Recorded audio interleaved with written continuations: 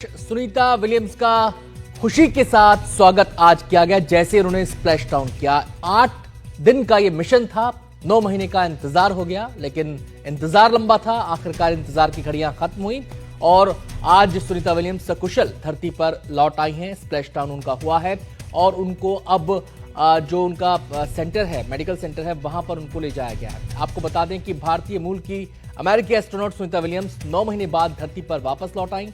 उनके साथ Butch Wilmore, Nick Hague और अलेक्जेंड्रे गोर्बनोव भी लौटे हैं। स्पेस एक्स का ड्रैगन कैप्सूल सुबह 3:27 पर फ्लोरिडा के तट पर स्प्लैश डाउन उसने किया। चारों एस्ट्रोनॉट्स ने 18 मार्च को इंटरनेशनल स्पेस स्टेशन से रवानगी पकड़ी थी। स्पेसक्राफ्ट के धरती के वायुमंडल में प्रवेश करने पर इसका तापमान 1650 डिग्री सेंटीग्रेड था। आप लगाइए कितनी हीट इसमें थी और इस हीट से आप अंदाजा लगा सकते हैं कि ये जो वापसी की यात्रा होती है ये कितनी मुश्किल थी।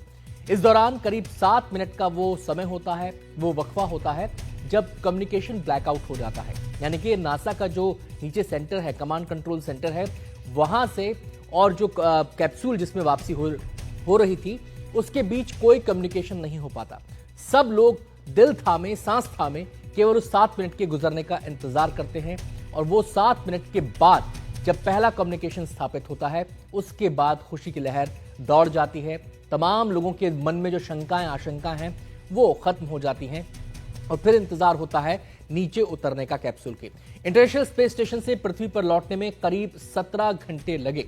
आपको बता दें कि 18 मार्च वो दिन था जब सुनीता विलियम्स ने वापसी के लिए वापसी का रुख किया था और 17 घंटे का यह सफर हुआ और 17 घंटे का एक अनुमानित टाइम उस समय दिया गया था कि सुबह 3:27 पर, यानी कि बुधवार आज सुबह 3:27 पर स्प्लैश डाउन होगा।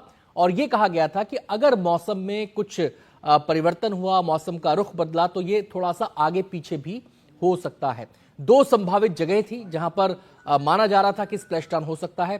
फ्लोरिडा भी उनमें से एक था और आखिरकार स्प्लैश डाउन फ्लोरिडा में हुआ और सकुशल हुआ। आपको बता दें सुनीता विलियम्स समेत सभी एस्ट्रोनॉट अब मेडिकल टेस्ट सेंटर में मौजूद हैं जहां पर उनका मेडिकल टेस्ट किया जाएगा, क्योंकि एक लंबा समय इन लोगों ने गुजारा है अंतरिक्ष में।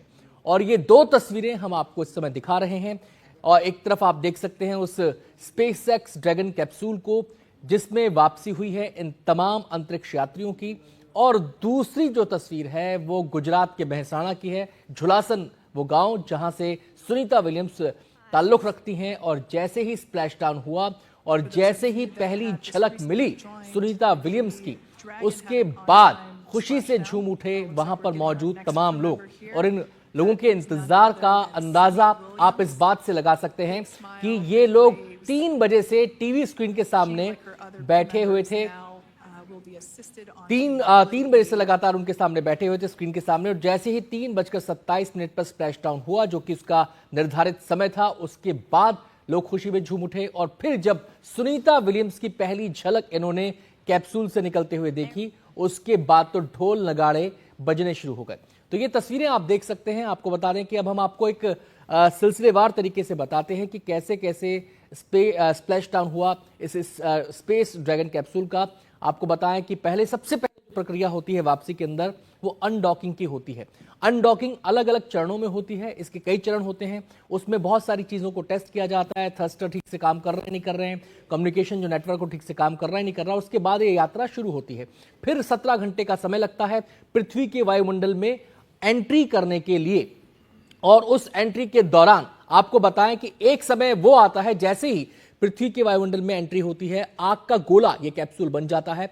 बहुत हीट वहां पर होती है, लेकिन उस तमाम घर्षण को झेलते हुए ये इस तरीके से स्प्लैश डाउन इसका होता है। आपको बता दें कि जैसे ही ये वायुमंडल में प्रवेश करता है, पृथ्वी के आसमान में नजर आने लगता है, फिर एक निश्चित दूरी जब रह जाती है समुद्र में स्प्लैश डाउन से पहले, उसके बाद इसके सबसे पहले 2 पैराशूट्स खुलते हैं और एक निश्चित दूरी क्रॉस करने के बाद उन 2 पैराशूट के सहारे फिर सभी पैराशूट खुल जाते हैं। कुल मिला के 4 पैराशूट इसमें होते हैं, 2 पहले खुलते हैं और 2 बाद में खुलते हैं। और उसके बाद फिर धीरे धीरे एक कैरियर शिप वहां पर जाता है जिसके सहारे कैप्सूल को उसके प्लेटफॉर्म पर लेकर आया जाता है और फिर वहां से अनलॉकिंग की प्रक्रिया शुरू होती है, यानी कि जो हैच होता है उसे अनलॉक किया जाता है। इस पूरी प्रक्रिया में लगभग 1 घंटे का समय लगता है। 3:27 पर स्प्लैश डाउन हुआ था और लगभग 4:15 बजे 4:20 पर मेरा अंदाजा ठीक है शायद जाकिर साहब, 4:15 बजे 4:20 के आसपास इसको खोलने की प्रक्रिया शुरू हुई और जब हैच खुला तो सबसे पहले जो थे निक हेग थे वो बाहर निकलते हैं कैप्सूल से। निक हेग आपको बता दें कि इस ऑपरेशन के कमांडर थे और उन्हीं के नेतृत्व में, उनकी कमांडरशिप में ये पूरा वापसी का अभियान हुआ है और वही निक हेग की ही कमांडरशिप में ये कैप्सूल गया भी था सितंबर के महीने में पिछले साल अंतर्राष्ट्रीय स्पेस स्टेशन, जहां पर इसने डॉक किया था जाकर। और उसके बाद से अनडॉकिंग का, उसके बाद से इनकी वापसी का इंतजार था। ये देखिए, ये पहले निक हेग बाहर निकले और उसके बाद तीसरे नंबर पर सुनीता विलियम्स बाहर निकली और जोश देखिए आप। मुझे वो तस्वीर याद आ रही है जाकिर साहब, जिस समय 8 दिन के मिशन पर सुनीता विलियम्स अंतर्राष्ट्रीय स्पेस स्टेशन पहुंची थी, तो जैसे एक बच्चा खुशी में झूमता है, एक बच्चा अपने घर वापसी करता है, उस तरीके से सुनीता विलियम्स के चेहरे पर वो खुशी थी, वो उत्साह था, वो जोश था और उन्होंने वहां पर पहुंचकर बड़े ही जोशीले अंदाज में अपने तमाम अंतरिक्ष यात्रियों को जो पहले से स्पेस स्टेशन में मौजूद थे उनके साथ वो मिली थी, गले लगी थी, झूम रही थी वो पूरी तरह। और आज जब वो वापसी की है